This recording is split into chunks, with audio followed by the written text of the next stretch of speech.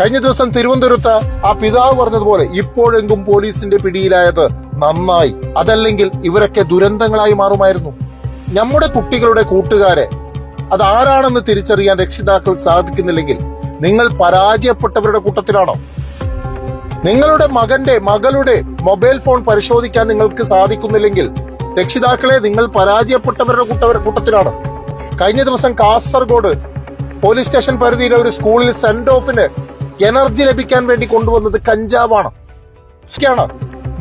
രാത്രി 3 മണിക്കും 2 മണിക്കും ചായ കുടിക്കാനെന്ന പേരിൽ വീട്ടിൽ നിന്നും ഇറങ്ങുന്ന 16 വയസ്സുകാരനെയും 17 വയസ്സുകാരനെയും തടയാൻ രക്ഷിതാക്കൾക്ക് സാധിക്കുന്നില്ലെങ്കിൽ അവർ സമൂഹത്തിന് ഭാരമാണ്. 12 മണിക്കും 1 മണിക്കും ചായ കുടിക്കാനുള്ള രോഗം അതങ്ങ് മാറ്റിക്കൊടുക്കണം. നിങ്ങളുടെ കുട്ടികളുടെ റൂമിലേക്ക് നിങ്ങൾക്ക് കയറാൻ സാധിക്കുന്നില്ലെങ്കിൽ നിങ്ങൾക്ക് അതിന് നിയന്ത്രണങ്ങൾ ഉണ്ടെങ്കിൽ നിങ്ങൾ രക്ഷിതാക്കളല്ല. നിങ്ങൾ രക്ഷിതാവേ, നീ ദുബായിൽ പോയി പണമുണ്ടാക്കി എല്ലാം കൊണ്ടുവരുമ്പോഴേക്കും നിന്റെ കുടുംബം ഇവിടെ ഉണ്ടാകില്ല.